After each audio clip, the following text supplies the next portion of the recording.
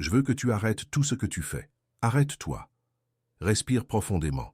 Je sais que tu as traversé cette épreuve en portant un fardeau invisible aux yeux de tous. Je sais qu'il y a des nuits où, allongé dans ton lit, au lieu de dormir, ton esprit s'emballe comme une machine qui refuse de s'arrêter. Des pensées concernant les factures, les relations, l'avenir, les choses que tu ne peux contrôler. Et au milieu de ce tumulte, tu te demandes, Dieu voit-il cela? Sait-il ce que je ressens? Cette angoisse qui m'étreint a-t-elle un sens? Ou suis-je simplement seul dans ce combat? Je dois te dire quelque chose, et je veux que tu m'écoutes avec un cœur ouvert. Dieu ne te demande pas de rester calme parce que tes problèmes ont disparu. Il ne dit pas que tout va bien parce que les circonstances ont changé. Il te demande de rester calme parce que lui, le Dieu qui a créé l'univers par sa parole, prend en main ce qui est impossible pour toi. Et c'est le message le plus puissant que tu entendras aujourd'hui. Restez avec moi jusqu'à la fin, car ce que je vais vous montrer peut complètement transformer votre façon d'aborder chaque jour de votre vie. Vous savez, il y a une immense différence entre le calme que le monde offre et celui que Dieu donne. Le monde vous dit de rester calme quand tout va bien. Quand le salaire arrive, quand vous êtes en bonne santé, quand vos relations sont paisibles, alors oui, le monde vous dit « détendez-vous ». Mais Dieu fait tout autre chose. Dieu regarde au cœur de votre tempête, au centre de votre chaos, au moment où vous êtes le plus perdu et le plus effrayé, et il dit « Calmez-vous, soyez en paix, je suis là ». Et ce n'est pas une vaine demande, c'est une affirmation d'autorité. C'est le Créateur de toutes choses qui dit qu'il voit ce que vous traversez, qu'il ressent ce que vous ressentez, et qu'il a le pouvoir absolu de faire ce que vous ne pouvez pas faire seul. Et je sais que cela peut sembler difficile à croire quand on souffre, quand les factures ne sont pas réglées, quand le diagnostic est effrayant, quand le mariage ne tient plus qu'à un fil, quand la solitude vous étreint. Je comprends. Mais c'est précisément dans ces moments-là que la parole de Dieu devient plus réelle, plus vivante, plus nécessaire. Car Dieu ne parle pas à ceux qui sont dans le confort. Dieu parle à ceux qui sont désespérés. Et si vous êtes ici, à regarder cette vidéo, le cœur lourd et l'âme lasse, sachez que ce n'est pas un hasard. Vous avez été guidé jusqu'ici. Dieu vous a amené à cet instant car il a quelque chose à vous dire. Et le message est le suivant. Arrêtez-vous, respirez, abandonnez-vous. Je prendrai soin de vous. Maintenant, je vous invite à approfondir ce sujet ensemble. Je vous propose un voyage à travers les Écritures, la parole vivante de Dieu, afin que vous compreniez véritablement ce que signifie se reposer en Dieu. Non pas se reposer comme quelqu'un qui abandonne, ni comme quelqu'un qui fait comme si les problèmes n'existaient pas, mais se reposer comme quelqu'un qui sait qu'il y a un être supérieur qui règne. Et cet être supérieur, c'est le même Dieu qui a séparé la mer Rouge, qui a fermé la gueule des lions, qui a ressuscité les morts, qui a changé l'eau en vin, qui a nourri des foules avec presque rien. Ce Dieu vous regarde en ce moment même et vous dit « Mon fils, ma fille, je sais ce que vous traversez, et je suis aux commandes. Vous n'avez pas à porter ce fardeau seul. Alors, allons-y. Comprenons ensemble ce que Dieu fait dans votre vie, même lorsqu'il semble silencieux, même lorsqu'il semble que rien ne se passe, même lorsqu'il semble que le ciel soit fermé et que nos prières restent sans réponse. Car je vous le garantis, Dieu n'a jamais été aussi proche de vous qu'en ce moment. La première chose que je veux que vous compreniez, c'est que Dieu voit votre lassitude. Pas la lassitude physique, même s'il la voit aussi. Je parle de la lassitude de l'âme, celle qui ne disparaît pas après une nuit de sommeil. Celle qui vous fait vous réveiller déjà épuisé. Non pas parce que votre corps est faible, mais parce que votre esprit ne trouve pas le repos. Vous voyez de quoi je parle. C'est cette sensation de courir sur un tapis roulant sans fin. Vous vous efforcez, vous essayez, vous faites tout votre possible, mais cela ne semble jamais suffisant. Les exigences s'accumulent, les problèmes se multiplient, et la paix semble toujours un pas en avant, toujours hors de portée. Et alors, vous commencez à vous sentir coupable. Coupable d'être fatigué, coupable de ne pas y arriver, coupable d'avoir parfois envie de tout laisser tomber et de pleurer sans raison apparente. Mais je dois vous dire que Dieu ne vous juge pas. Dieu ne regarde pas votre lassitude en se disant « tu devrais être plus fort ». Dieu regarde votre lassitude et dit « je sais, je vois, et j'ai du repos pour vous ». Réfléchissez-y un instant. Dieu a créé l'humanité, et connaît chaque détail de notre être. Il sait que nous sommes poussière. Le psaume 103, verset 14, l'affirme clairement. Il sait comment nous sommes formés. Il se souvient que nous sommes poussière. Dieu n'est pas surpris lorsque vous atteignez vos limites. Il n'est pas déçu lorsque vous admettez que vous n'en pouvez plus. En réalité, c'est précisément à ce moment-là que Dieu commence à agir plus intensément dans votre vie. Car pendant que vous essayez de rester fort, Dieu attend que vous soyez honnête.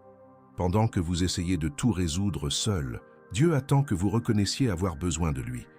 Et lorsque vous atteignez enfin ce point d'abandon, lorsque vous dites enfin « Seigneur, je n'en peux plus », c'est alors que la main de Dieu s'étend avec une puissance et une tendresse insoupçonnées.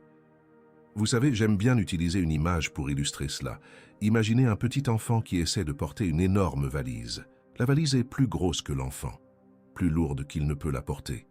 L'enfant est là, le visage rouge d'effort, les bras tremblants, se traînant péniblement sur le sol. Et le père est juste à côté de lui, à le regarder. Le père pourrait facilement soulever cette valise d'une seule main, mais il attend, non pas par cruauté, non pas parce qu'il aime voir l'enfant souffrir, mais parce qu'il attend que l'enfant le regarde et dise « Papa, aide-moi ». Et quand l'enfant finit par demander de l'aide, le père ne dit pas « Pourquoi as-tu mis autant de temps ?» Le père prend simplement la valise, la pose sur son épaule et tend la main à l'enfant. Et il dit « Viens, marche avec moi, je porterai le poids.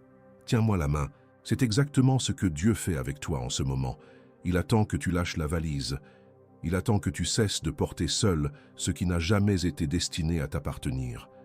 Et lorsque tu lâcheras prise, lorsque tu t'abandonneras, il le prendra en charge. Il le portera. Et il marchera à tes côtés. Et ne croyez pas que Dieu ne voit pas vos nuits.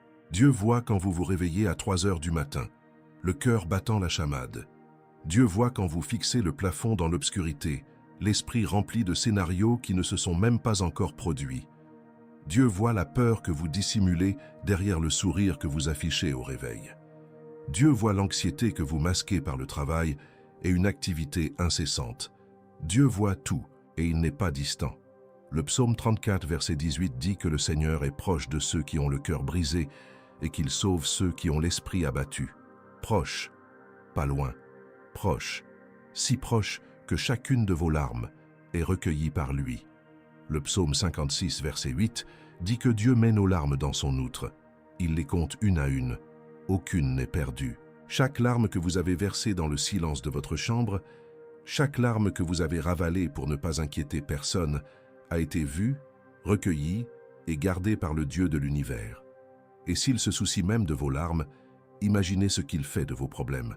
Cette fatigue émotionnelle que vous ressentez, cette impression de lourdeur, ce désir de disparaître un instant, ça a un nom spirituel. C'est un poids qui ne vous appartient pas. Vous portez des choses que Dieu ne vous a jamais demandé de porter. Vous essayez de contrôler des situations qui vous dépassent. Et cela vous détruit. Non pas parce que vous êtes faible, mais parce que vous êtes humain. Et les humains n'ont pas été créés pour porter le poids du monde. Ils ont été créés pour marcher avec Dieu et le laisser porter ce qui est trop lourd. Et la bonne nouvelle, c'est que Dieu veut porter ce poids. Il ne le fait pas à contre-cœur. Il le veut. Il le désire. Il prend plaisir à prendre soin de vous. 1 Pierre 5, 7 dit « Déchargez-vous sur lui de tous vos soucis, car il prend soin de vous. » Il ne parle pas d'une partie du souci, mais de tout. Toute l'anxiété, toute la peur, toutes les inquiétudes, tout le poids. Déchargez-vous sur lui, parce qu'il prend soin de vous. C'est vrai, ici et maintenant, en ce moment même. Pendant que vous lisez ces mots, Dieu prend soin de vous. Je sais que la raison voudrait argumenter. Elle se demande, si Dieu veille sur nous, pourquoi les choses sont-elles si difficiles? Ces questions sont légitimes. Dieu ne les condamne pas. Mais il veut que vous compreniez une chose fondamentale. La sollicitude de Dieu n'est pas l'absence de problème. Elle est sa présence au cœur même des difficultés. Dieu n'a jamais promis une vie facile. Il a promis que vous ne seriez jamais seul. Et c'est là la différence entre la promesse du monde et la sienne. Le monde promet le confort. Dieu promet la compagnie. Le monde promet des solutions rapides. Dieu promet une présence constante. Et je vous le demande, qu'est-ce qui a le plus de valeur? La réponse est évidente quand on y réfléchit, mais dans la souffrance, on l'oublie. C'est pourquoi Dieu nous le rappelle. pour que vous vous souveniez, je ne suis pas seul, Dieu est avec moi. Et si Dieu est avec moi, je peux trouver le repos. Je souhaite maintenant partager avec vous l'un des passages les plus beaux et les plus puissants de toute la Bible. Il s'agit de Matthieu chapitre 11, versets 28 et 29. Je vous invite à y prêter une attention particulière, car ces paroles n'ont pas été prononcées par un prophète, un apôtre ou un ange. Elles ont été prononcées par Jésus lui-même. Le Fils de Dieu a regardé dans les yeux de cette foule fatiguée, accablée et épuisée, et a dit « Venez à moi, vous tous qui êtes fatigués et chargés, et je vous donnerai du repos. Prenez mon joug sur vous et recevez mes instructions, car je suis doux et humble de cœur, et vous trouverez du repos pour vos âmes. » Je vous invite à relire ce passage avec calme. Venez à moi. Il n'est pas dit. Réglez d'abord vos problèmes, puis venez. Il n'est pas dit. Soyez parfaits, puis venez. Il n'est pas dit. Cessez de pécher, puis venez. Il est dit. Venez, tel que vous êtes, avec votre fatigue, avec vos faiblesses, avec les blessures que tu caches. Viens, c'est une invitation. Ce n'est pas une exigence. C'est une invitation pleine d'amour, de miséricorde et de compassion. Jésus te regarde maintenant en cet instant précis, avec le même regard qu'il avait il y a 2000 ans lorsqu'il a prononcé ces paroles, et il répète « Viens, viens comme tu es. Je m'occupe du reste. » Et remarquez la promesse « Je vous donnerai du repos. » Il n'est pas dit « Je vous donnerai des réponses. » Il n'est pas dit « Je vous donnerai de l'argent. » Il n'est pas dit « Je vous donnerai des solutions immédiates. » Il est dit « Je vous donnerai du repos. » Car Dieu sait que ce dont vous avez le plus besoin en ce moment, ce n'est pas forcément une réponse. Ce dont vous avez le plus besoin, c'est de paix. Ce dont vous avez le plus besoin, c'est de cesser de vous agiter. Ce dont vous avez le plus besoin, c'est de trouver un refuge sûr pour votre âme. Et ce refuge, c'est Jésus. Il est le repos. Il est la paix. Il est le refuge. Lorsque vous vous tournez vers lui, ce ne sont pas les problèmes qui disparaissent, c'est qu'ils perdent leur emprise sur vous. Lorsque vous les lui confiez, le problème continue d'exister, mais il ne vous domine plus. La facture est toujours là, mais le désespoir s'en va. La maladie persiste, mais la peur perd son pouvoir. La relation reste complexe, mais l'amertume est remplacée par l'espoir. Voilà le repos de l'âme. Ce n'est pas un changement de circonstances, c'est un changement d'attitude face aux circonstances. Et Jésus va plus loin. Il dit « Prenez mon joug sur vous. » À l'époque, un joug était une pièce de bois qui reliait deux bœufs pour qu'ils travaillent ensemble. Jésus dit « Je ne vous laisserai pas travailler seul. Je serai à vos côtés, je porterai le fardeau avec vous. En fait, j'en porterai la plus grande partie. Vous n'aurez qu'à marcher avec moi. » Et puis, il dit quelque chose d'extraordinaire. « Apprenez de moi, car je suis doux et humble de cœur. » Jésus, le roi des rois, le Seigneur des seigneurs, le créateur de tout ce qui existe, se décrit lui-même comme doux et humble. Il ne vient pas à vous avec arrogance. Il ne vient pas avec des exigences.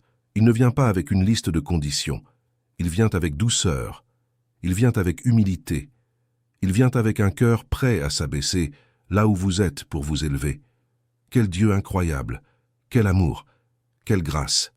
Et la promesse finale, vous trouverez le repos pour votre âme. Non pas le repos pour votre corps, bien que celui-ci vienne aussi.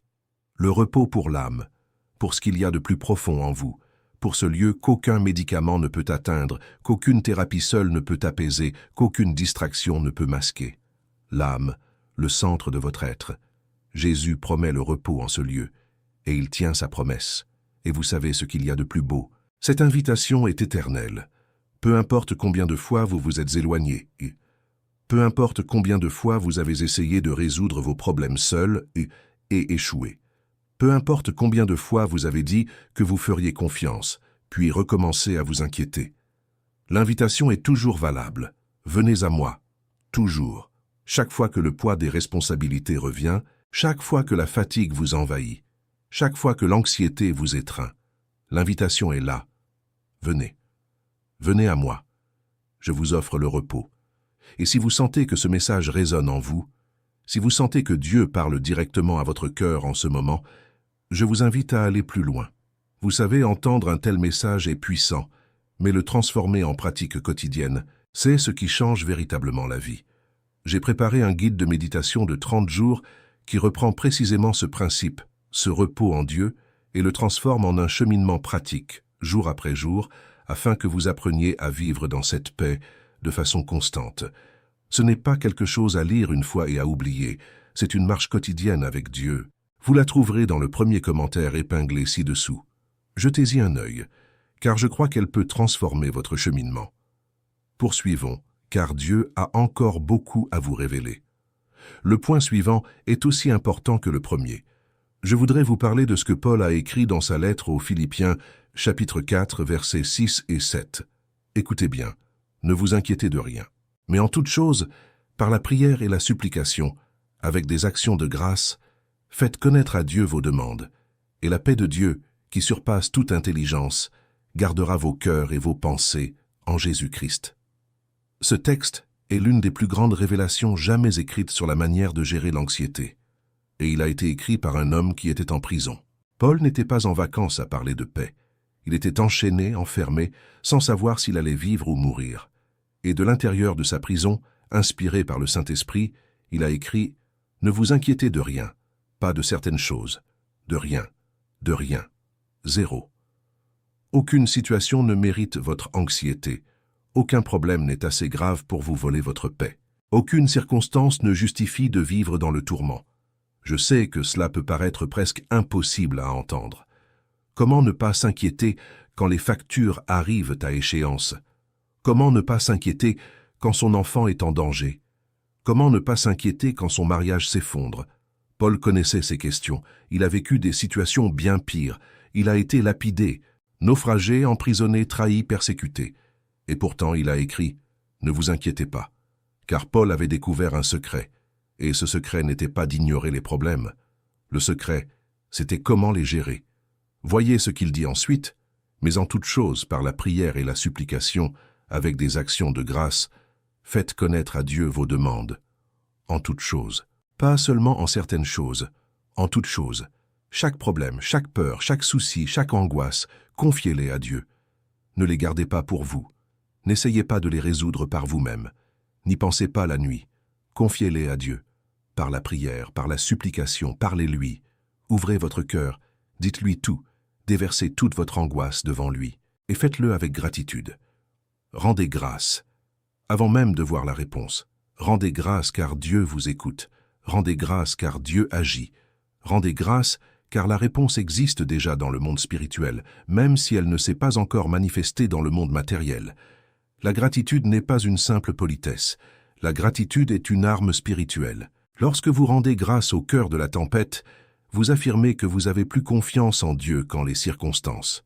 Vous dites « Je ne vois pas d'issue, mais je rends grâce, car je sais que Dieu en a déjà prévu une. » Et puis vient la promesse. Une promesse d'une grandeur presque incroyable, et la paix de Dieu, qui surpasse toute intelligence, gardera vos cœurs et vos pensées en Jésus-Christ. La paix de Dieu qui surpasse toute intelligence. Autrement dit, une paix qui défie toute logique, une paix que le monde ne peut expliquer. C'est cette paix que l'on ressent au cœur de la plus grande crise de sa vie, et pourtant, une tranquillité intérieure qui défie toute logique. Les gens vous regardent, perplexes. Comment peut-on être en paix? Voyez ce que l'on traverse. On devrait être désespéré, paniqué, anéanti, et pourtant, on est en paix. C'est la paix de Dieu, elle est surnaturelle. Elle ne vient pas de l'intérieur, elle vient de Dieu et nous est donnée. Et cette paix protège. Ce mot est important, protège. En grec ancien, il s'agit d'un terme militaire. Il signifie protéger comme un soldat protège une forteresse. La paix de Dieu veillera sur votre cœur et votre esprit comme sur une sentinelle. Lorsque l'anxiété tentera de s'insinuer, la paix de Dieu la bloquera. Lorsque la peur tentera de vous envahir, la paix de Dieu la bloquera. Lorsque le désespoir tentera de s'installer, la paix de Dieu lui résistera. C'est comme si Dieu déployait une armée spirituelle autour de votre âme pour la protéger de tout ce qui cherche à la détruire.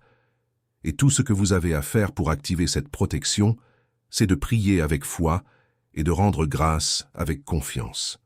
Maintenant, réfléchissez à l'aspect pratique de tout cela. Chaque fois que l'angoisse vous saisit, et elle vous saisira, car nous vivons dans un monde imparfait, plein de problèmes bien réels, vous avez une ressource à votre disposition. Inutile de vous laisser submerger par vos pensées. Inutile de perdre le sommeil à chercher une solution. Un chemin s'offre à vous, la prière. Allez à Dieu. Parlez-lui. Confiez-lui vos sentiments. Demandez-lui de l'aide. Demandez-lui conseil et rendez grâce. Puis, remettez-vous entre ses mains.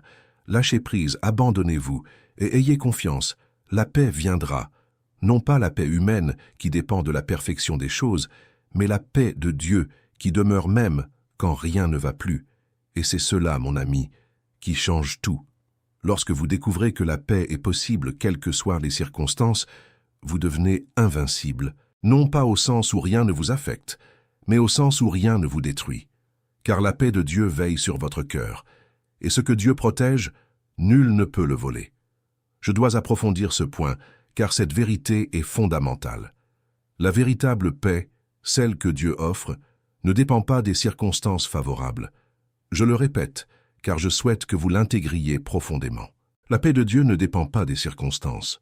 Cela signifie que vous pouvez avoir la paix même face à un diagnostic difficile. Vous pouvez avoir la paix même en cas de perte d'emploi. Vous pouvez avoir la paix même après une rupture.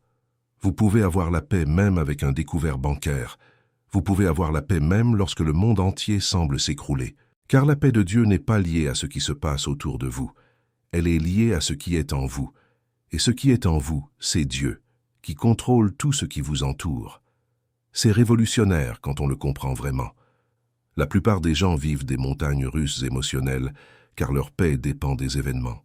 Si tout va bien, ils sont en paix. Si tout va mal, ils désespèrent. Des hauts et des bas, sans cesse à la merci des circonstances. Mais Dieu veut vous faire descendre de ces montagnes russes. Dieu veut vous placer sur un roc solide, dans un lieu stable, où la paix ne vacille pas, où la confiance ne dépend pas des apparences. Et ce lieu, c'est la foi en Dieu. La confiance que, quoi qu'il arrive, Dieu est aux commandes. Les Proverbes 3, versets 5 et 6 disent « Confie-toi en l'Éternel de tout ton cœur, et ne t'appuie pas sur ta propre intelligence. Reconnais-le dans toutes tes voies, et il aplanira tes sentiers. De tout ton cœur. Pas avec une confiance tiède, pas avec un pied dans la foi et l'autre dans la peur. De tout ton cœur, complètement. De tout ton cœur. Et ne t'appuie pas sur ta propre intelligence. Arrête d'essayer de tout comprendre. Arrête d'essayer de tout contrôler. Cesse de vouloir tout prévoir. Ta compréhension est limitée. Ta vision est partielle. Tu ne vois qu'un fragment de l'histoire. Dieu, lui, voit l'histoire entière. Et il aplanira ton chemin. Il préparera la voie. Il préparera le terrain. Il ouvrira des portes dont tu ignorais même l'existence. Il fermera celles qui paraissent bonnes, mais qui te mèneraient à ta perte. Il guidera chaque étape de ton voyage avec une sagesse parfaite et un amour infini. Et cela est particulièrement vrai dans les épreuves douloureuses, silencieuses et longues. Car c'est dans ces moments-là que la foi est le plus mise à l'épreuve. Il est facile de faire confiance à Dieu quand tout va bien, mais lui faire confiance quand tout est sombre, quand il n'y a pas de réponse. Quand le silence est assourdissant, voilà la vraie foi. Et Dieu honore cette foi. Hébreux 11, verset 6, dit que sans la foi, il est impossible de plaire à Dieu. Et la foi qui plaît à Dieu n'est pas celle qui n'agit que les jours heureux. C'est la foi qui dit « Je ne comprends pas, mais je fais confiance. Je ne vois pas, mais je crois. » C'est cette foi qui déplace les montagnes. C'est cette foi qui transforme l'impossible en témoignage. Si vous voulez vivre cela au quotidien, consultez le premier commentaire épinglé. C'est pourquoi j'affirme que le calme est une expression de foi. Beaucoup pensent que le calme est passivité, qu'être calme signifie ne rien faire, que se reposer en Dieu revient à croiser les bras et à attendre que le ciel nous tombe sur la tête. Il n'en est rien. Le calme biblique est un acte de courage. C'est la décision délibérée de ne pas désespérer quand tout y invite, c'est choisir la confiance quand la logique dicte la méfiance, c'est rester ferme quand la terre tremble, c'est continuer d'avancer quand on ne voit pas le but. Ce n'est pas de la faiblesse. C'est la plus grande force qu'un être humain puisse manifester, car elle va à l'encontre de tous nos instincts naturels.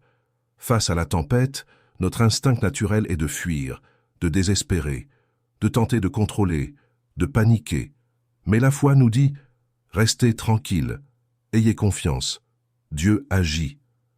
Et pour cela, il faut une force qui ne vient pas de l'intérieur, mais d'en haut. Elle vient du Saint-Esprit qui habite en nous. Cela découle de la certitude que le même Dieu qui soutient l'univers soutient aussi votre vie. Se reposer sans réponse. Pensez-y.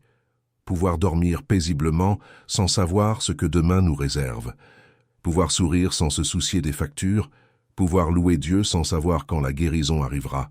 C'est surnaturel. C'est quelque chose que seul Dieu peut susciter dans le cœur humain. Et il désire le susciter en vous. Il ne veut pas que vous soyez prisonnier de la peur. Il ne veut pas que vous soyez esclave de l'anxiété. Il veut que vous viviez libre. Libre de faire confiance. Libre de se reposer. Libre d'avoir la paix. Et cette liberté est accessible dès maintenant. Pas demain. Pas lorsque les problèmes seront résolus. Maintenant. Au cœur de la tempête, dans l'œil du cyclone, dans la vallée la plus sombre, la paix de Dieu est à votre portée. Il vous suffit de l'accueillir.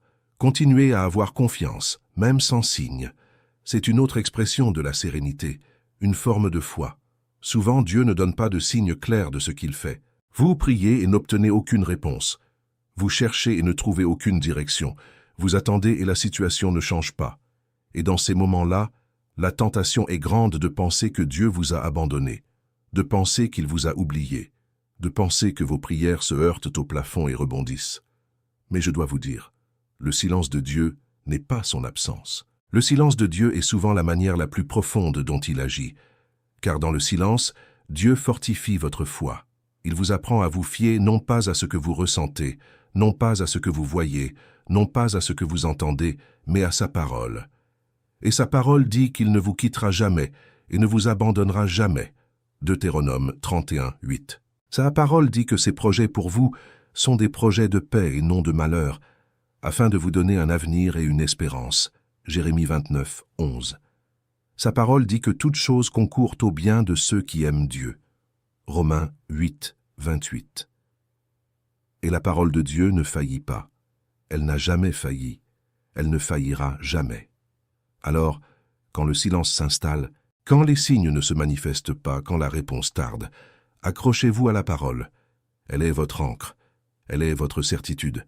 Elle est le sol sous vos pieds quand tout autour semble s'effondrer. Restez inébranlable quand tout semble appeler au désespoir. Voilà l'épreuve ultime du calme et de la foi. Quand les nouvelles sont mauvaises, quand les rapports sont négatifs, quand la panique s'empare de votre entourage, quand l'ennemi murmure la peur à votre oreille, quand votre voix intérieure vous dit que rien ne fonctionnera, quand tout, absolument tout, vous pousse au désespoir, restez inébranlable. Non pas parce que vous êtes fort, non pas parce que vous êtes insensible, non pas parce que vous ne souffrez pas, mais parce que vous savez qu'il existe un Dieu plus grand que tous les problèmes, et que Dieu est à vos côtés. Isaïe 41, 10 dit « Ne crains rien, car je suis avec toi. Ne sois pas effrayé, car je suis ton Dieu. Je te fortifierai, je t'aiderai, je te soutiendrai de ma droite victorieuse. » Dieu dit « Je suis avec toi, je te fortifie, je t'aide, je te soutiens. » 4 promesses en un seul verset. 4 piliers de sécurité. Tu as la présence de Dieu, tu as la force de Dieu, tu as l'aide de Dieu, tu as le soutien de Dieu. Alors, pourquoi désespérer? Pourquoi avoir peur? Pourquoi perdre ton calme? Dieu est avec toi. Et si Dieu est avec toi, qui sera contre toi? Et pour prouver que ce calme n'est pas qu'une théorie, qu'il n'est pas seulement beau sur le papier, je voudrais vous montrer des exemples concrets tirés de la Bible. Des personnes qui ont fait l'expérience de ce calme dans des situations qui nous auraient tous plongés dans la panique. Le premier exemple est le plus impressionnant. Jésus dans la tempête. On le trouve dans Marc, chapitre 4, à partir du verset 35. Jésus et ses disciples étaient en barque, traversant la mer de Galilée, lorsqu'une violente tempête s'est levée. Les vagues étaient si hautes que la barque se remplissait d'eau. Les disciples, dont beaucoup étaient des pêcheurs expérimentés, qui connaissèrent la mer comme leur poche, étaient pris de panique. Ils pensaient qu'ils allaient mourir. Et où était Jésus? Il dormait, au cœur de la tempête la plus violente, alors que la barque tanguait, que l'eau s'engouffrait, que la foudre zébrait le ciel et que le vent hurlait. Jésus dormait à l'arrière de la barque, la tête sur un oreiller. Les disciples, indignés, le réveillèrent et lui dirent « Maître, cela ne te fait rien que nous périssions? Jésus se leva, regarda la tempête et dit 3 mots. Silence. Calmez-vous. Le vent cessa, la mer se calma et la tempête s'apaisa. Alors Jésus regarda ses disciples et leur demanda « Pourquoi avez-vous si peur? N'avez-vous pas encore la foi ?» Cette histoire est extraordinaire à bien des égards. Tout d'abord, remarquez que Jésus a dormi pendant la tempête. Il n'a pas fait comme si la tempête n'existait pas. Il n'a pas ignoré le danger. Il s'est simplement reposé car il savait qui il était. Il savait que le Dieu qui a créé cette mer ne serait pas vaincu par elle. Jésus a dormi pendant la tempête car sa paix ne dépendait pas du calme de la mer. Sa paix venait de l'intérieur. Elle venait de sa relation avec le Père. Et c'est exactement ce que Dieu veut pour vous. Il veut que vous puissiez vous reposer, même lorsque la tempête fait rage autour de vous. Non pas parce que la tempête n'est pas réelle, elle est bien réelle. Non pas parce qu'elle n'est pas dangereuse, elle peut l'être, mais parce que le Dieu qui est avec vous dans la barque est plus grand que n'importe quelle tempête. Ensuite, remarquez qu'un seul mot de Jésus a suffi à tout calmer. Un seul mot. Silence, calmez-vous. Et la tempête a obéi. Si Jésus peut calmer une tempête en mer par une parole, imaginez ce qu'il peut faire de la tempête dans votre vie. Imaginez ce qu'il peut faire face à la tempête qui secoue votre mariage, votre santé, vos finances, votre famille. Un seul mot de sa part et tout change. Une seule décision de sa part et le calme revient. Et il peut prononcer cette parole à tout moment. Il attend simplement le moment opportun. En attendant, il veut que vous ayez confiance, que vous trouviez la paix, que vous sachiez qu'il est à vos côtés. Le deuxième exemple est celui de Paul et Silas en prison, et c'est l'un de mes préférés. Il se trouve dans les Actes des Apôtres, chapitre 16, à partir du verset 22. Paul et Silas furent injustement emprisonnés à Philippe. Ils furent battus à coups de verge, flagellés sans pitié et jetés au plus profond de la prison, les pieds entravés dans des ceps. Imaginez la scène, le sang coulant le long de leur dos, une douleur insupportable les transperçant de part en part. Enchaînés dans un lieu sombre, humide et fétide, sans savoir s'ils seraient exécutés le lendemain. N'importe qui aurait pleuré de douleur, hurlé de désespoir, maudit son sort. Et que firent Paul et Silas? Le texte dit qu'aux alentours de minuit, Paul et Silas priaient et chantaient des hymnes à Dieu, et les autres prisonniers les écoutaient, à minuit, dans les heures les plus sombres, dans la situation la plus désespérée. Ils chantaient, non pas de tristesse, mais des hymnes à Dieu. Ils le louaient, ils l'adoraient. Au milieu de la douleur, au milieu de la souffrance, au milieu de l'injustice, ils choisirent de louer Dieu. Et que se passa-t-il? Soudain, un violent tremblement de terre secoua les fondations de la prison. Toutes les portes s'ouvrirent, toutes les chaînes se brisèrent. Dieu répondit à leur louange par un séisme de libération. Dieu transforma une prison en autel. Dieu transforma une sentence en salut. Voici la leçon profonde. Paul et Silas n'ont pas loué Dieu parce qu'ils étaient libres. Ils ont été libérés parce qu'ils louaient Dieu. L'attitude précédait le miracle. Le calme précédait la réponse. La confiance précédait la preuve. Et c'est ce que Dieu attend de vous. Il veut que vous louiez Dieu avant même de voir la sortie. Il veut que vous ayez confiance avant même de voir le changement. Il veut que vous trouviez le repos avant même de voir la réponse. Car c'est dans cet acte de foi que la puissance de Dieu se déploie dans votre vie. C'est lorsque vous louez Dieu au cœur de la souffrance que les chaînes se brisent. C'est lorsque vous adorez Dieu au cœur de la prison que les portes s'ouvrent. C'est lorsque vous chantez au milieu de la nuit que le tremblement de terre se produit. Dieu n'a pas besoin que vous compreniez pour agir. Dieu a besoin que vous ayez confiance. Et la confiance s'exprime par la louange, même lorsque les circonstances vous incitent à pleurer. Et il y a un autre détail magnifique dans cette histoire. Les autres prisonniers écoutaient. La Bible dit qu'ils les écoutaient. Cela signifie que l'attitude de Paul et Silas n'a pas seulement influencé leur vie, mais aussi celle de tous ceux qui les entouraient. Il en va de même pour vous. Lorsque vous choisissez de rester calme au cœur de la tempête, lorsque vous choisissez de faire confiance à Dieu même quand tout va mal, votre entourage vous observe. Votre conjoint vous observe. Vos enfants vous observent. Vos collègues vous observent. Vos amis vous observent. Et votre paix au milieu du chaos est le témoignage le plus puissant qui soit. Car les gens ne sont pas convaincus par les mots, mais par les actes. Et lorsqu'il voit une personne qui devrait être anéantie mais qui est en paix, une personne qui devrait être désespérée mais qui est confiante, une personne qui devrait être amère mais qui loue Dieu, cela suscite des questions. Et ces questions vous ouvrent la porte pour partager qui est le Dieu qui vous donne cette paix. Et maintenant, si ce message vous touche, si vous sentez que Dieu parle à votre cœur, j'aimerais vous demander une chose simple. Si vous n'avez pas encore aimé cette vidéo, aimez-la maintenant.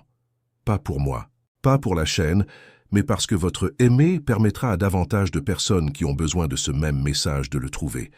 Et si vous n'êtes pas encore abonné, abonnez-vous, activez les notifications, car je publie régulièrement du contenu comme celui-ci, et chaque vidéo pourrait être exactement le message que vous avez besoin d'entendre au bon moment. Dieu utilise ces vidéos pour toucher les gens, et je souhaite que vous en fassiez partie. Le troisième exemple biblique est celui d'Élie sur le mont Horeb. Celui-ci est particulier car il révèle un aspect de Dieu que nous oublions souvent. On le trouve dans le premier livre des Rois, chapitre 19.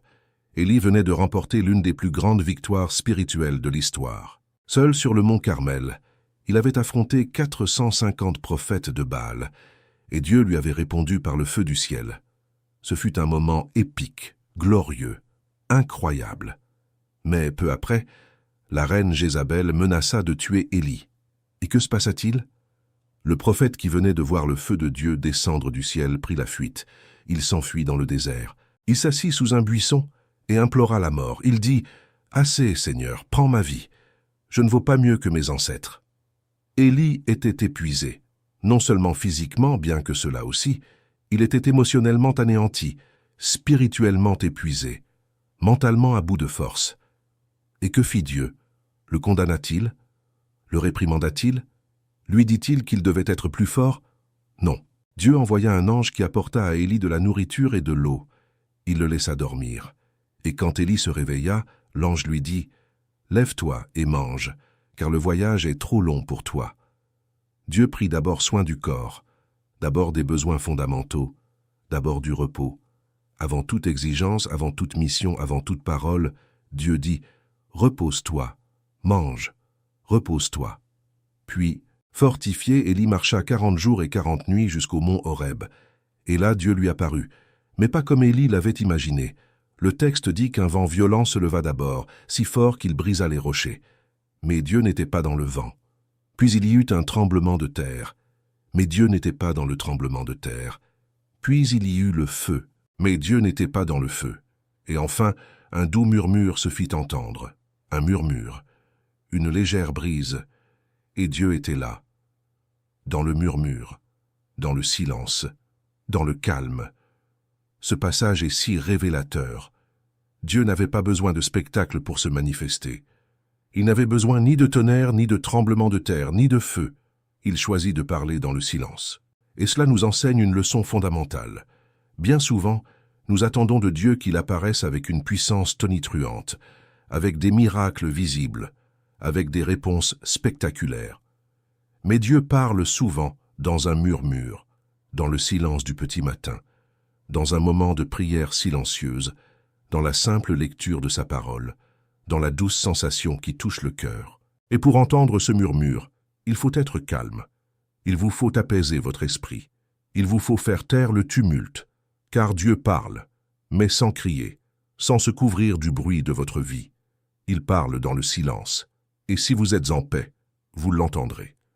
Dans le premier commentaire épinglé, j'ai laissé un message qui pourrait vous être utile dans cette démarche. Ces 3 exemples, Jésus dans la tempête, Paul et Silas en prison, et Élie sur le mont Horeb, révèlent 3 facettes du Dieu de paix. Jésus montre que Dieu règne sur toute tempête. Paul et Silas montrent que Dieu agit lorsque nous le louons au cœur de la souffrance. Élie montre que Dieu parle dans le silence lorsque nous sommes disposés à l'écouter. Et dans chacun de ces cas, le calme n'était pas la conséquence de la résolution du problème. C'était l'état du cœur avant même que le problème ne soit résolu. Jésus dormait avant que la mer ne se calme. Paul chantait avant que ses chaînes ne tombent. Élie a entendu Dieu dans le silence, non dans un spectacle. Et c'est ce que Dieu vous demande maintenant. Le calme avant la réponse, la paix avant le changement, la confiance avant l'épreuve. car c'est dans cet espace de foi que Dieu accomplit ses plus grands miracles. Et maintenant, je dois aborder directement un sujet qui touche des millions de personnes dans le monde, un sujet qui vous touche peut-être vous aussi en ce moment. L'anxiété. On décrit souvent l'anxiété comme l'épidémie silencieuse de notre époque. Elle ne se manifeste pas comme d'autres maladies. Elle n'apparaît pas sur une radiographie. Mais elle ronge de l'intérieur. Elle vole le sommeil, vole la joie, vole la capacité de vivre le moment présent. Une personne anxieuse vit dans le futur. Elle pense constamment à ce qui pourrait mal tourner, à ce qui pourrait arriver, à ce qui pourrait échouer. Et en vivant dans ce futur imaginaire rempli de catastrophes qui ne se produiront probablement jamais, elle perd le présent. Elle perd l'instant présent. Elle perd la vie qui se déroule ici et maintenant. Et Dieu ne veut pas cela pour vous. Dieu vous a créé pour vivre pleinement chaque jour, non pas pour survivre en mode urgence, non pas pour exister sous une tension constante, mais pour vivre en paix avec un but, avec joie. La Bible aborde l'anxiété de front et avec force. Dans 2 Timothée chapitre 1 verset 7, Paul écrit « Car Dieu ne nous a pas donné un esprit de timidité, mais un esprit de force, d'amour et de sagesse. » Méditez sur cette affirmation. Dieu ne nous a pas donné un esprit de timidité. Cela signifie que la peur que vous ressentez ne vient pas de Dieu. L'anxiété qui vous paralyse ne vient pas du Seigneur. L'angoisse qui vous réveille en pleine nuit n'a pas été semée par Dieu dans votre cœur. Dieu a donné la force, il a donné l'amour, il a donné l'équilibre. Ce sont les outils spirituels que Dieu a placés en vous. La force d'affronter l'inévitable, l'amour pour vous soutenir dans les moments difficiles, et l'équilibre pour garder la raison quand tout autour de vous semble absurde. Et si la peur ne vient pas de Dieu, on peut l'affronter, lui résister, la vaincre. Non par la force humaine, qui est limitée, mais par la puissance de Dieu, qui est illimitée. Et dans le psaume 46, verset 10, Dieu dit quelque chose que je considère comme l'une des phrases les plus puissantes de toute la Bible. « Arrêtez et sachez que je suis Dieu. » Arrêtez. Silence. Soyez tranquille. Soyez en paix. Cessez de courir. Cessez d'essayer. Cessez de désespérer. Et sachez, reconnaissez, acceptez que je suis Dieu, pas vous. Moi, je suis Dieu. J'ai le contrôle. J'ai le pouvoir. J'ai le plan. J'ai la réponse. Vous êtes humain. Je suis Dieu. Et lorsque vous pouvez apaiser votre cœur et reconnaître cette vérité, tout change. Parce que lorsque vous reconnaissez vraiment, profondément, que Dieu est Dieu, et que vous ne l'êtes pas, un soulagement arrive. Un immense soulagement, parce que vous n'avez plus besoin de porter le poids d'être Dieu dans votre vie. Vous n'avez pas besoin d'avoir toutes les réponses. Vous n'avez pas besoin de résoudre tous les problèmes. Vous n'avez pas besoin de contrôler toutes les situations. Dieu est Dieu, et il fait ce que vous ne pouvez pas faire. Combattre l'anxiété ne signifie pas nier ses émotions. Je tiens à le préciser. Dieu ne vous demande pas de faire semblant de ne pas ressentir de peur. Dieu ne vous demande pas d'ignorer l'anxiété comme si elle n'existait pas. Dieu vous demande de lui confier ses émotions, d'être honnête, de dire « Seigneur, j'ai peur, Seigneur, je suis angoissé, Seigneur, je n'arrive pas à m'empêcher de penser à ça. » Et Dieu accueillera ces paroles avec amour et commencera à remplacer la peur par la foi, l'angoisse par la paix, le désespoir par l'espoir. C'est un processus. Ce n'est pas un bouton sur lequel on appuie et tout change instantanément. Parfois c'est rapide, parfois c'est progressif, mais c'est réel. Et cela se produit chaque fois que vous choisissez de vous tourner vers Dieu au lieu de vous perdre dans vos pensées. Il existe une pratique spirituelle que j'appelle l'échange sacré. C'est très simple. Chaque fois qu'une pensée angoissante vous traverse l'esprit, et elle le fera car nous vivons dans un monde rempli de sources d'anxiété, remplacez-la par une vérité biblique. Par exemple, si vous pensez « Et si je n'arrive pas à payer mes factures », remplacez cette pensée par « Mon Dieu pourvoira à tous vos besoins selon sa richesse, avec gloire en Jésus-Christ ». Philippiens 4, 19. Si vous pensez « Et si le diagnostic est grave », remplacez cette pensée par « Par ces blessures, j'ai été guéri ». Ésaïe 53, 5. Si vous pensez « Et si je suis seul », remplacez cette pensée par « Je ne te délaisserai point, je ne t'abandonnerai point ». Hébreux 13, 5. Chaque mensonge de l'ennemi a une vérité de Dieu qui le réfute. Chaque graine de peur est remplacée par une graine de foi. Et plus vous pratiquez cet échange, plus il devient naturel. Jusqu'à ce que l'on atteigne un point où les pensées angoissantes tentent encore de surgir, mais qu'elles se heurtent à un esprit si rempli de la parole de Dieu qu'elles ne trouvent aucun appui. C'est comme essayer de planter de la mauvaise herbe dans un jardin débordant de fleurs. Il n'y a pas de place. Et c'est là le but, emplir son esprit de la vérité de Dieu jusqu'à ce qu'il ne reste plus aucune place pour les mensonges de l'ennemi. J'aimerais maintenant aborder un sujet souvent méconnu, mais qui peut transformer votre vision de la vie, l'attente. Dieu se sert de l'attente. Attendre n'est pas une punition, ni un abandon, ni de l'oubli. L'attente est un instrument entre les mains de Dieu, et quand on comprend cela, tout change, car la plupart d'entre nous pensent qu'attendre, c'est perdre son temps. La culture moderne nous a appris que tout doit aller vite. Restauration rapide, Internet ultra rapide, réponses immédiates, solutions instantanées. Et quand Dieu ne répond pas aussi vite que nous le souhaitons, nous pensons qu'il ne répond pas. Mais Dieu n'agit pas selon notre rythme. Dieu agit selon le sien. Et son temps est parfait. Toujours. Sans exception. Quand Dieu vous fait attendre, il ne perd pas votre temps. Il utilise chaque seconde, chaque minute, chaque heure, chaque jour, chaque semaine, chaque mois, chaque année pour accomplir une œuvre profonde en vous.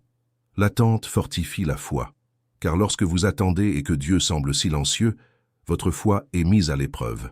Et tout comme un muscle qui s'étire devient plus fort, la foi mise à l'épreuve devient plus robuste, plus résiliente, plus mature. L'attente fait mûrir le cœur, car dans l'attente, vous découvrez des vérités sur vous-même que vous n'auriez jamais découvertes autrement. Vous découvrez que vous êtes plus dépendant de Dieu que vous ne le pensiez.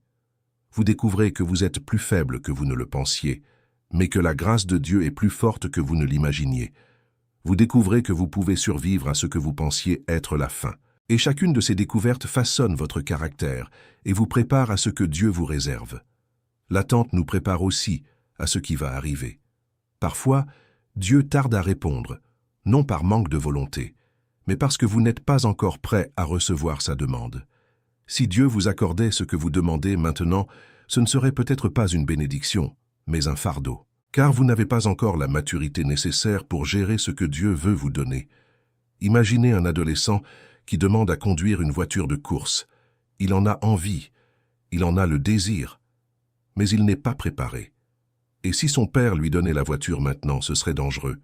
Alors le père attend, il l'entraîne, il le prépare, et lorsque le moment est venu, il le lui accorde. Et son fils peut conduire en toute sécurité et avec joie. Dieu fait de même, il vous prépare. Chaque jour d'attente est un jour de préparation. Chaque larme est une leçon. Chaque silence est un apprentissage. Et lorsque Dieu vous accordera enfin ce qu'il a promis, vous serez prêt. Vous serez mûr. Vous serez fortifié. Et vous pourrez jouir de la bénédiction sans en être détruit. Dieu ne gaspille pas les délais. Gravez cette phrase dans votre cœur. Dieu ne gaspille pas les délais. Chaque jour qui passe sans réponse est un jour que Dieu utilise à votre avantage. Chaque larme versée pendant l'attente est une graine qui produira une moisson de joie. Le psaume 126, versets 5 et 6 dit « Ceux qui sèment dans les larmes moissonneront avec des chants de joie. Celui qui sort en pleurant, portant la semence, reviendra avec des chants de joie, portant ses gerbes. Les larmes ne sont pas une fin en soi, ce sont des graines, et les graines produisent une moisson. Alors, ne vous laissez pas gagner par l'amertume de l'attente. Ne vous mettez pas en colère face au silence. Ne soyez pas rancunier envers Dieu pour ce délai. Ayez confiance. Il est à l'œuvre. Ayez confiance. Chaque seconde a un sens. Ayez confiance. La moisson viendra. Et quand elle viendra, elle sera si abondante, si glorieuse, si au-delà de vos espérances, que vous comprendrez chaque jour d'attente. Prêt à passer à l'étape suivante? Regardez le premier commentaire épinglé. Je vais vous raconter une histoire. Je veux que vous soyez attentifs à chaque détail, car cette histoire pourrait être la vôtre, ou celle de quelqu'un que vous connaissez. Et je crois qu'en l'écoutant, quelque chose changera en vous. Elle s'appelle Sophia. Sophia avait 43 ans et traversait ce que beaucoup appelleraient un lent effondrement émotionnel. Ce n'était pas arrivé soudainement. C'était accumulé, couche après couche, problème après problème, jusqu'au jour où elle s'est réveillée et a réalisé qu'elle ne pouvait plus respirer correctement. Pas physiquement, même si cela commençait à se produire, mais au sens de son âme. L'âme de Sofia suffoquait. Tout a commencé le jour du mariage. Son mari, Ricardo, a perdu son emploi après 15 ans dans la même entreprise. Du jour au lendemain, la sécurité financière qu'ils avaient bâtie s'est effondrée. Leurs économies n'ont tenu que 3 mois. Ensuite, les dettes ont commencé à s'accumuler. La carte de crédit était à découvert. Le loyer était impayé. Les factures d'électricité et d'eau s'accumulaient. Sofia travaillait comme secrétaire dans une clinique médicale et son salaire, qui était auparavant un complément, est soudainement devenu l'unique source de revenus pour payer le loyer. Et ce n'était pas suffisant, loin de là. La pression financière était écrasante, mais ce n'était pas le pire. Le pire, c'était ce qui se passait à la maison. Ricardo, qui avait toujours été un homme fort et travailleur, a commencé à sombrer dans une dépression silencieuse. Il a cessé de chercher du travail. Il a cessé de sortir de chez lui. Il a cessé de parler. Il passait des heures sur le canapé, le regard vide, comme s'il avait tout abandonné. Sofia essayait de le réconforter, mais chaque tentative se heurtait au silence ou à l'irritation. Le mariage, qui durait déjà depuis 20 ans, commença à se fissurer. Non pas par des disputes explosives, mais par une distance glaciale, presque pire encore. Ils dormaient dans le même lit, mais vivaient dans des mondes différents. Et ce n'était pas tout. La mère de Sofia, Donna Celia, avait reçu un diagnostic de maladie d'Alzheimer 2 ans auparavant. Au début, les symptômes étaient légers. Elle oubliait les noms, confondait les dates. Mais la maladie a progressé rapidement. En quelques mois, Donna Celia ne reconnaissait plus sa propre fille. Sofia lui rendait visite chaque semaine à la maison de retraite, et chaque semaine, c'était le même chagrin. La femme qui l'avait élevée, qui lui chantait des berceuses, qui préparait des gâteaux le dimanche, la regardait maintenant comme une étrangère. Et Sofia pleurait dans la voiture, sur le parking de la maison de retraite, avant de démarrer et de rentrer chez elle. Elle pleurait en silence, parce qu'elle n'avait personne à qui parler. Son mari était anéanti. Ses amis avaient leur propre vie, et Sofia ne voulait être un fardeau pour personne. L'anxiété s'est installée insidieusement, une sensation d'oppression dans la poitrine, par moments, des difficultés à dormir, l'impression constante qu'un malheur allait arriver. Mais cela a empiré. Sofia a commencé à faire des crises de panique. Au supermarché, au travail, dans les embouteillages. Soudain, son cœur s'emballait, ses mains devenaient moites, sa vision se brouillait, et elle avait l'impression qu'elle allait mourir. La première fois, elle s'est retrouvée aux urgences. On lui a fait tous les examens. Son cœur était normal. Ses poumons étaient normaux. Tout était normal. Le médecin a diagnostiqué une crise d'anxiété et lui a prescrit un sédatif. Sofia l'a pris. Cela l'a soulagée pendant quelques heures, mais l'effet s'est dissipé et l'anxiété est revenue, plus forte que jamais. Elle commença à vivre en pilote automatique.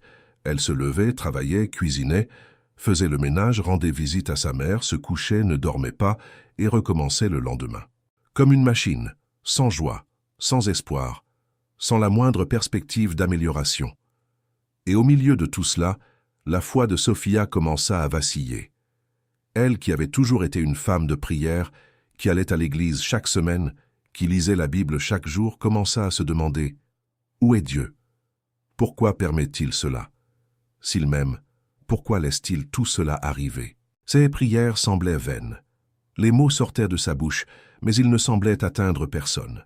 Le ciel lui paraissait inaccessible, et Sofia se sentait la personne la plus seule au monde. Le pire moment fut un mardi soir. Ricardo était sorti, chose rare. Sofia était seule à la maison. L'évier débordait de vaisselle. Seul le bourdonnement du réfrigérateur troublait le silence. Et soudain, sans prévenir, les larmes jaillirent. Non pas les larmes contenues auxquelles elle était habituée, mais un cri profond et viscéral, venu du plus profond de son âme. Sofia s'effondra sur le sol de la cuisine et pleura comme elle n'avait pas pleuré depuis des années. Elle pleura pour tout, pour son mariage, pour l'argent, pour sa mère, pour sa solitude, pour sa peur, pour son épuisement. Elle pleura jusqu'à épuisement. Et là, sur le sol froid de la cuisine, quelque chose se produisit. Ce n'était pas un rayon de lumière, ce n'était pas une voix, ce n'était pas un ange, c'était quelque chose de bien plus simple et de bien plus profond. Au milieu de ses larmes, une phrase lui vint à l'esprit. Une phrase qu'elle avait entendue des milliers de fois, mais qui, à ce moment précis, Elle lui semblait totalement nouvelle. « Venez à moi, vous tous qui êtes fatigués et chargés, et je vous donnerai du repos. » Sophia cessa de pleurer. Elle resta allongée sur le sol, en silence. Et pour la première fois depuis des mois, au lieu de parler à Dieu, elle décida d'écouter. Elle ne demanda rien. Elle n'exigea rien. Elle ne posa aucune question. Elle garda simplement le silence. Et dans ce silence, une paix s'installa. Une paix inexplicable. Une paix sans raison apparente. Les factures étaient toujours impayées. Son mari était toujours déprimé. Sa mère était toujours malade. Rien n'avait changé extérieurement. Mais quelque chose avait profondément changé en Sophia. Elle sentit, pour la première fois depuis longtemps, qu'elle n'était pas seule, que quelqu'un était là, près d'elle, que quelqu'un la tenait dans ses bras. Et cette nuit-là, pour la première fois depuis des mois, Sophia dormit. Elle dormit profondément, sans tranquillisant, sans médicaments, avec la paix de Dieu pour seul oreiller. À partir de cette nuit-là, les choses ont commencé à changer. Pas du jour au lendemain, pas comme par magie, mais de façon réelle et constante. Sophia a décidé de ne plus tout porter seule. Chaque matin, avant de partir travailler, elle s'agenouillait et disait « Seigneur, je m'abandonne. Je m'abandonne à Ricardo. Je m'abandonne à mes finances. Je m'abandonne à ma mère. Je m'abandonne à ma peur. Je m'abandonne à tout. Et je choisis de croire que le Seigneur est aux commandes. » Puis elle se levait et partait. Non pas parce que la situation avait changé, mais parce qu'elle avait changé. Son regard sur le monde avait changé. Son cœur avait changé. Et quand le cœur change, tout autour de lui se transforme. 2 semaines plus tard, Sophia reçut un appel. Un ancien collègue avait entendu dire, par une autre personne, qu'une entreprise de l'autre côté de la ville recherchait un professionnel correspondant exactement au profil de Ricardo. Sophia hésita à lui en parler, craignant un refus. Mais elle le fit. À sa grande surprise, Ricardo accepta. Il passa l'entretien. Et il obtint le poste. Le salaire était inférieur à celui qu'il avait auparavant. Mais c'était un travail. C'était la dignité. C'était un premier pas. Et lorsque Ricardo rentra ce jour-là avec la nouvelle, pour la première fois depuis des mois, Sophia vit une lueur dans ses yeux. Une petite lueur timide, mais bien réelle. Et elle sut que Dieu était à l'œuvre. Dans les mois qui suivirent, les choses commencèrent à s'arranger. Pas d'un coup, et pas toujours comme Sophia l'avait imaginé. Sa mère était toujours atteinte d'Alzheimer. Cela ne changea pas, mais la façon dont Sophia y faisait face, si. Elle cessa d'aller aux visites avec culpabilité et commença à y aller avec gratitude. Gratitude pour chaque instant qu'il lui restait. Gratitude pour chaque sourire involontaire de sa mère. Gratitude pour la vie qu'avait vécue Donna Celia, pour les souvenirs que personne ne pouvait effacer. Et la douleur ne disparut pas, mais elle perdit son pouvoir destructeur, car à côté de la douleur, il y avait désormais la paix. Le mariage aussi commença à se reconstruire, lentement, avec des faux pas, avec des rechutes. Mais Ricardo, en reprenant le travail, retrouva peu à peu sa dignité, et avec elle, le lien avec sa femme. Ils recommencèrent à se parler. Ils recommencèrent à prier ensemble. Et chaque prière était une brique de plus pour reconstruire ce qui avait été détruit. Mais le plus grand miracle de la vie de Sophia n'a pas été l'aide financière. Ce n'était pas non plus la restauration de son mariage. Le plus grand miracle, c'était la paix. La paix qu'elle a trouvée ce soir-là, sur le sol de sa cuisine, et qui ne l'a jamais quittée. Car Sophia a appris quelque chose qui a tout changé. La paix de Dieu ne dépend pas du fait que tout aille bien. La paix de Dieu dépend de notre présence auprès de Dieu. Et cette présence est accessible à tout moment, en toutes circonstances, dans n'importe quelle situation. Sophia dit aujourd'hui que la pire période de sa vie a été, paradoxalement, la meilleure. Car c'est dans cette période qu'elle a découvert ce qu'il y a de plus précieux, la présence de Dieu. Et elle ne veut plus jamais vivre sans elle. L'histoire de Sophia est celle de milliers de personnes. Peut-être est-ce aussi la vôtre. Peut-être êtes-vous au bord du gouffre au sens figuré. Peut-être que tout s'écroule et que vous ne savez plus quoi faire. Je veux vous dire ce que Dieu a dit à Sophia. Viens à moi. Arrête de porter ce fardeau seul. Arrête d'essayer de résoudre le problème seul. Viens. Abandonne-toi à moi et reçois le repos que j'ai préparé pour toi. S'abandonner n'est pas une faiblesse, c'est de la sagesse. C'est la foi. C'est la chose la plus intelligente que tu puisses faire, car lorsque tu t'abandonnes à Dieu, tu ne renonces pas. Tu confies ta vie à celui qui peut faire infiniment plus que tout ce que tu peux imaginer. Éphésiens 3:20 dit que Dieu est capable de faire infiniment plus que tout ce que nous demandons ou imaginons, selon la puissance qui agit en nous. Infiniment plus, pas un peu plus, infiniment. Dieu ne voit pas les choses en petit. Et lorsque tu t'abandonnes entre ses mains, prépare-toi à voir des choses qui dépassent ton imagination. J'ai préparé quelque chose de spécial pour ceux qui veulent aller plus loin. C'est dans le premier commentaire épinglé. J'aimerais maintenant aborder un aspect très pratique, car tout ce dont nous avons parlé jusqu'ici est beau, vrai et puissant. Mais il faut le vivre. La foi sans les œuvres est morte, comme le dit Jacques, et la paix intérieure en Dieu se cultive. Ce n'est pas quelque chose qui se fait automatiquement, c'est une discipline spirituelle, c'est une habitude qui se construit jour après jour, décision après décision. Je veux donc vous donner des conseils pratiques pour maintenir cette paix. Des conseils que vous pouvez commencer à appliquer dès aujourd'hui, maintenant, à cet instant précis. Et je vous demande de ne pas vous contenter d'écouter. Mettez-la en pratique. Car la différence entre ceux qui ont la paix et ceux qui ne l'ont pas ne réside pas dans la connaissance, mais dans la pratique. Beaucoup savent qu'ils devraient avoir confiance en Dieu, mais ils ne mettent pas cette confiance en pratique. Beaucoup savent qu'ils devraient se reposer, mais ils ne se reposent pas. Et la connaissance sans la pratique est comme un médicament qui prend la poussière sur une étagère. Il a le pouvoir de guérir, mais si vous ne le prenez pas, il sera inefficace. La première étape consiste à identifier ce qui vous vole votre paix intérieure. Cela paraît simple, mais beaucoup vivent avec l'anxiété sans en connaître la cause exacte. L'anxiété devient si courante, si routinière, que la personne n'arrive même plus à en identifier la source. Alors, je vous invite à vous arrêter un instant et à réfléchir. Qu'est-ce qui vous vole votre paix intérieure en ce moment? Soyez honnête avec vous-même. Est-ce une situation financière difficile, une relation compliquée, la peur de l'avenir, une maladie, la solitude, la pression au travail, l'incertitude? Identifiez-le, nommez-le, car identifier ce qui vous vole votre paix intérieure, c'est désamorcer le pouvoir de l'inconnu. L'anxiété se nourrit du vague, de l'indéfini, du nébuleux.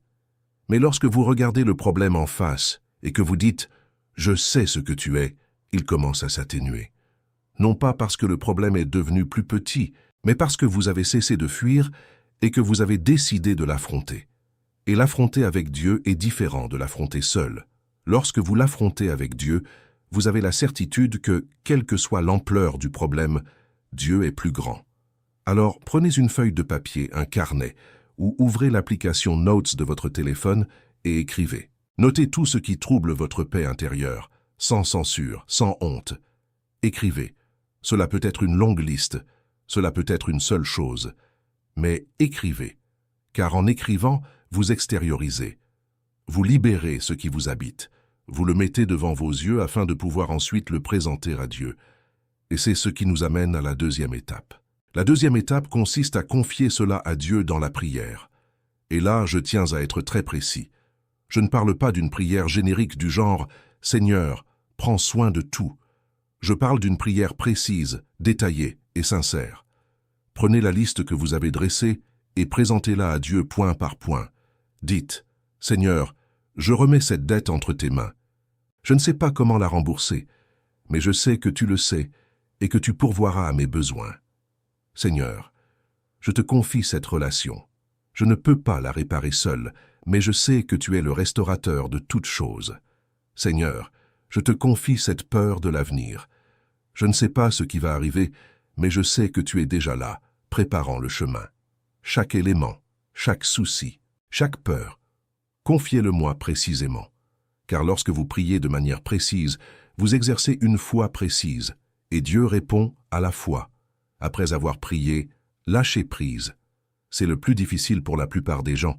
Prier est relativement facile. Lâcher prise, c'est plus compliqué.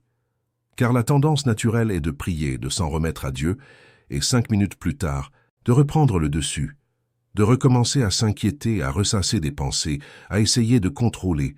C'est comme lancer la balle à Dieu et courir aussitôt pour la rattraper avant même qu'il ait pu agir.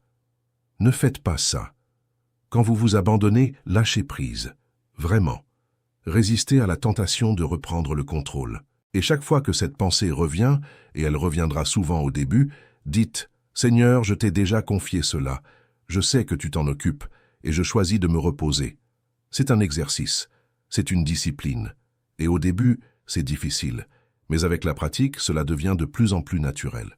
Jusqu'à ce que l'abandon et le lâcher-prise soient votre premier réflexe face à chaque problème, et non le dernier. La troisième étape consiste à remplacer les pensées angoissantes par la vérité biblique. Je l'ai déjà mentionné, mais je souhaite développer ce point. Notre esprit est un champ de bataille. La Bible dit dans 2 Corinthiens 10, versets 4 et 5, que les armes de notre combat ne sont pas charnelles, mais puissantes en Dieu pour renverser les forteresses. Et ces forteresses sont principalement des schémas de pensée. Des pensées qui se sont installées dans notre esprit au fil des ans et qui nous maintiennent prisonniers de cycles d'anxiété, de peur et d'inquiétude. Pour abattre ces forteresses, nous avons besoin de la vérité de Dieu. Et la vérité de Dieu se trouve dans sa parole. Je vous encourage donc à le faire concrètement. Choisissez des versets qui s'adressent directement à vos peurs et mémorisez-les. Je ne parle pas de mémoriser pour le simple plaisir de mémoriser, mais d'intérioriser ces versets, de les méditer, de les répéter jusqu'à ce que la vérité devienne une partie intégrante de votre être. Lorsque la peur du manque vous envahit, ayez Philippiens 4, 19 à l'esprit. Mon Dieu pourvoira à tous vos besoins. Quand la peur de la maladie vous saisit, souvenez-vous d'Exode 15, 26. Je suis l'Éternel qui te guérit. Quand la peur de la solitude vous envahit, souvenez-vous de Deutéronome 31, 8. L'Éternel lui-même marche devant toi. Il sera avec toi. Il ne te quittera jamais. La parole de Dieu est l'épée de l'esprit, comme le dit Éphésiens 6, 17. Et chaque fois qu'une pensée angoissante vous assaille, utilisez cette épée.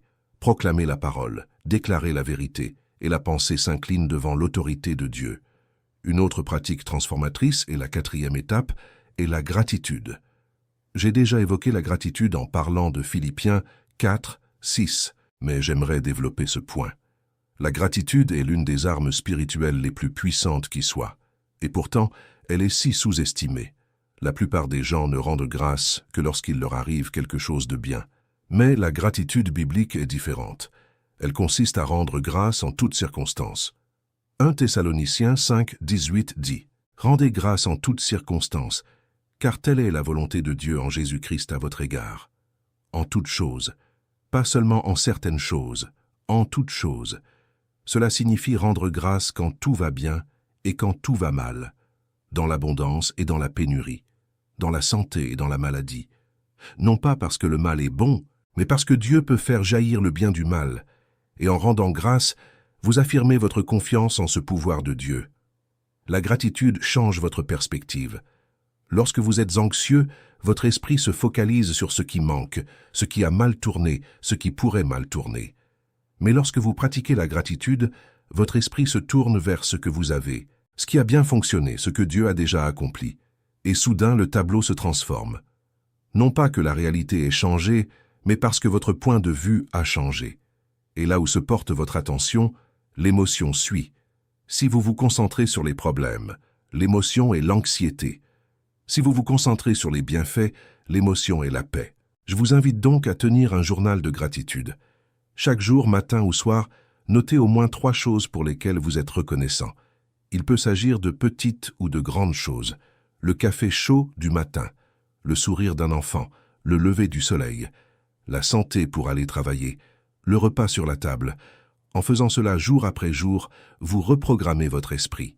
Vous entraînez votre cerveau à rechercher le positif plutôt que de s'attarder sur le négatif. Et avec le temps, cela devient une habitude si forte que la gratitude devient votre attitude naturelle face à la vie. Et l'anxiété perd de son influence. La 5e étape consiste à prendre soin de son corps. Je sais que cela peut paraître étrange de parler du corps dans un texte sur la paix spirituelle, mais la Bible dit que notre corps est le temple du Saint-Esprit, 1 Corinthiens 6, 19, et un temple a besoin d'être entretenu. Dieu a créé l'humanité comme un tout, corps, âme et esprit. Lorsque le corps est affaibli, l'âme souffre. Lorsque le corps ne se repose pas, l'esprit devient vulnérable à l'anxiété. Lorsque le corps ne bouge pas, les émotions sont refoulées. Alors prenez soin de votre corps. Dormez suffisamment. Instaurez une routine du coucher. Priez avant de vous endormir. Lisez un psaume. Créez un environnement paisible au moment du coucher. Et si le sommeil ne vient toujours pas, ne désespérez pas. Restez en présence de Dieu. Profitez de la nuit pour prier, méditer, être avec lui. Mangez sainement. Buvez de l'eau. Le corps a besoin d'énergie pour fonctionner, et une bonne alimentation influence la façon dont l'esprit traite les émotions. Et bougez, marchez, respirez de l'air frais. La Bible regorge d'exemples de personnes qui ont cheminé avec Dieu.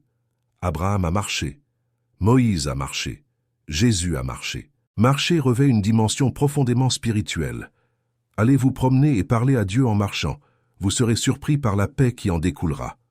La 6e étape consiste à s'entourer de personnes paisibles. Proverbe 13, 20 dit que celui qui fréquente les sages deviendra sage, mais celui qui se lie d'amitié avec les insensés en subira les conséquences. Les personnes qui vous entourent influencent directement votre niveau de paix ou d'anxiété. Si vous êtes constamment entouré de personnes négatives, de personnes qui se plaignent de tout, qui vivent dans le désespoir, qui alimentent la peur, votre paix sera constamment sapée. Je ne dis pas qu'il faut abandonner ces personnes. Je dis qu'il faut être attentif aux personnes qui ont accès à votre vie intérieure. Recherchez la compagnie de personnes qui ont la foi, des personnes qui prient, des personnes qui ont confiance en Dieu, des personnes qui, lorsque vous partagez une préoccupation, n'amplifient pas la peur mais vous orientent vers Dieu. Ces personnes sont des dons de Dieu dans votre vie, et lorsque vous vous entourez d'elles, la paix est contagieuse. Tout comme l'anxiété est contagieuse, la paix l'est aussi. Et vous avez besoin de personnes autour de vous qui transmettent la paix. Et si vous n'avez pas ces personnes près de vous, cherchez une communauté de foi, une église locale, un groupe d'études bibliques, un groupe de prière en ligne. Ne vivez pas votre foi dans l'isolement. Dieu ne nous a pas créés pour cheminer seuls. Hébreux 10, 25 nous dit de ne pas négliger nos réunions d'église, comme certains le font, mais de nous encourager les uns les autres. La foi a besoin de la communauté, et la paix se fortifie lorsqu'elle est partagée. Et la 7e étape, peut-être la plus importante de toutes, est de se rappeler que tout ne dépend pas de vous. Je sais que nous vivons dans une culture qui exalte l'effort individuel, qui prétend que vous êtes seul responsable de votre succès, qui fait peser tout le poids sur vos épaules. Mais la Bible dit quelque chose de radicalement différent. La Bible dit que sans Dieu nous ne pouvons rien faire. Jean 15, 5. La Bible dit « Ce n'est ni par la force ni par la puissance, mais par mon esprit », dit l'Éternel des armées. Zacharie 4, 6. La Bible dit « L'Éternel est mon berger, je ne manquerai de rien ». Psaume 23, 1. De rien. Non pas parce que je suis capable de tout subvenir à mes besoins, mais parce que mon berger l'est. Alors, cessez de vous imputer la responsabilité de tout résoudre. Cessez de vous blâmer pour ce qui est hors de votre contrôle. Cessez d'exiger de vous des résultats qui ne dépendent pas uniquement de vous. Faites votre part. Faites ce que vous pouvez. Et ce que vous ne pouvez pas, confiez-le à Dieu. C'est simple, mais c'est révolutionnaire quand on le vit vraiment. Car lorsque vous acceptez que tout ne dépend pas de vous, un poids s'allège. La paix remplace ce poids. Et vous pouvez enfin respirer. Si vous souhaitez en faire l'expérience au quotidien, consultez le premier commentaire épinglé. Pour conclure, je souhaite vous transmettre un message que vous voudrez graver dans votre cœur. Tout ce que j'ai dit jusqu'ici, tout ce cheminement que nous avons parcouru ensemble à travers les Écritures, les exemples bibliques, l'histoire de Sophia et les conseils pratiques, tout cela converge vers une vérité essentielle. La paix que Dieu offre n'est pas une réaction passagère. Ce n'est pas un soulagement éphémère. Ce n'est pas un sentiment passager. La paix que Dieu offre est un mode de vie. C'est une manière d'être. C'est ainsi que Dieu souhaite que vous viviez chaque jour, chaque heure, chaque instant de votre vie. Beaucoup recherchent la paix de Dieu comme on prend un analgésique. Quand la douleur s'intensifie, ils cherchent un soulagement. Quand la douleur s'estompe, ils oublient. Et ils vivent dans un cycle de souffrance et de soulagement sans jamais atteindre la paix constante que Dieu offre. Mais Dieu veut plus pour vous. Il ne veut pas que vous vous tourniez vers la paix uniquement dans les moments de crise. Il veut que la paix soit le sol sur lequel vous marchez, l'air que vous respirez, le fondement sur lequel repose toute votre vie. Et c'est possible. Ce n'est pas une utopie, ce n'est pas de l'idéalisme. C'est possible parce que la paix de Dieu est permanente. Elle ne fluctue pas au gré des circonstances. Elle ne vacille pas au gré des émotions. Elle ne dépend de rien d'extérieur.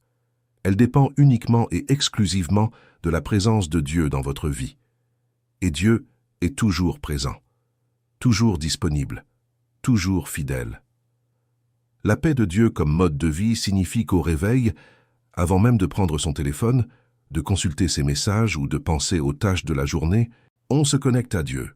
On dit « Bonjour Père, je remets cette journée entre tes mains, je sais que tu en es maître, et je choisis de vivre en paix. » C'est une décision, c'est un choix délibéré. Et il faut le faire chaque jour, car la paix n'est pas un acquis immuable. La paix est un état que l'on entretient quotidiennement par la foi. Tout comme la manne que Dieu a donnée aux Israélites dans le désert devait être ramassée chaque jour, la paix doit être recherchée chaque jour. Il faut rechercher la présence de Dieu chaque jour.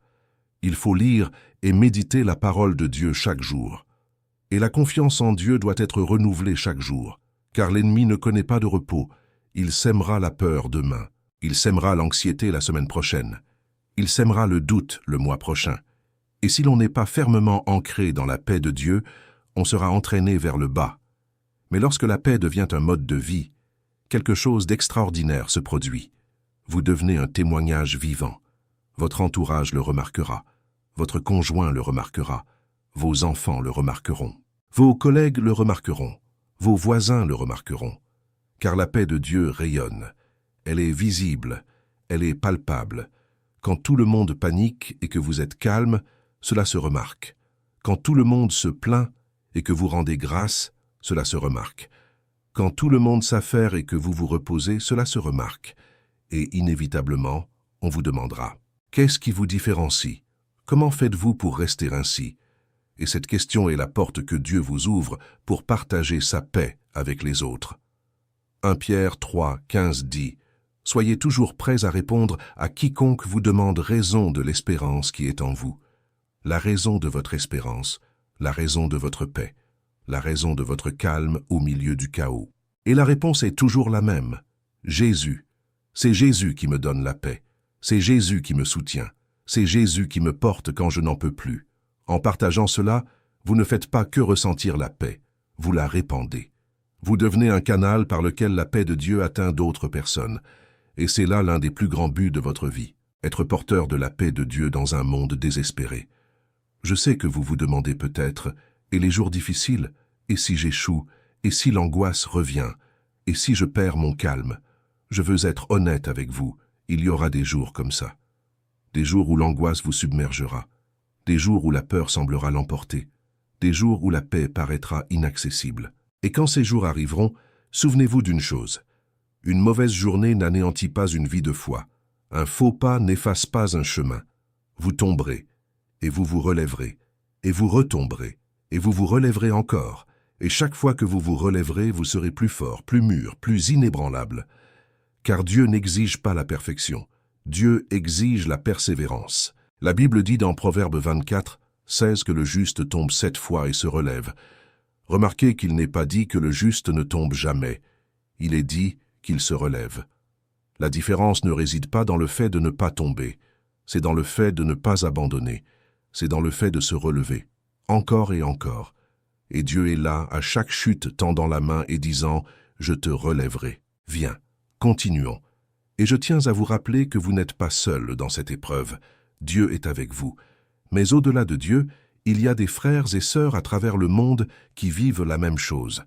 Alors, connectez-vous, cherchez une communauté, partagez votre histoire, priez pour les autres, demandez qu'on prie pour vous. Demander de l'aide n'est pas un signe de faiblesse. C'est de la sagesse, c'est de l'humilité, c'est la foi. Car Dieu agit à travers les hommes. La paix de Dieu est permanente. Permanente. Elle n'est ni saisonnière ni cyclique. Elle est disponible 24 heures sur 24, 7 jours sur 7. Elle ne s'épuise jamais. La paix de Dieu est comme le soleil. Même lorsque les nuages obscurcissent le ciel, le soleil brille toujours. Vous ne le voyez peut-être pas, mais il est là. Et lorsque les nuages se dissipent, il apparaît dans toute sa splendeur. La paix de Dieu est ainsi. Même lorsque la tempête de la vie s'abat sur votre âme, la paix est là. Elle l'a toujours été. Et lorsque la tempête se calme, car toute tempête a une fin, la paix de Dieu rayonnera dans votre vie avec une intensité telle que vous oublierez votre douleur. Et cette paix témoigne aux autres. Le monde aspire désespérément à la paix. Les gens sont anxieux, déprimés, apeurés, désespérés. Jamais les taux d'anxiété et de dépression n'ont été aussi élevés. On cherche la paix partout, dans l'argent, le succès, les relations, les drogues, les divertissements. Et rien n'y fait. Car rien dans ce monde ne peut apporter la paix que seul Dieu donne. Et c'est là que vous intervenez. En vivant dans la paix de Dieu, vous devenez la preuve qu'il existe quelque chose au-delà de ce que le monde offre. Vous devenez un phare dans les ténèbres, et les gens seront attirés par votre lumière. Non pas parce que vous êtes exceptionnel, mais parce que le Dieu qui vit en vous est exceptionnel. Je voudrais donc terminer par une prière. Si possible, fermez les yeux. Si ce n'est pas possible, ce n'est pas grave. Mais si vous le pouvez, fermez les yeux et ouvrez votre cœur, car je vais prier pour vous, et je crois que Dieu exaucera cette prière. Père, je me présente devant toi en ce moment, au nom de Jésus. Je te confie chaque personne qui écoute ce message. Tu connais chacun par son nom. Tu connais chaque histoire.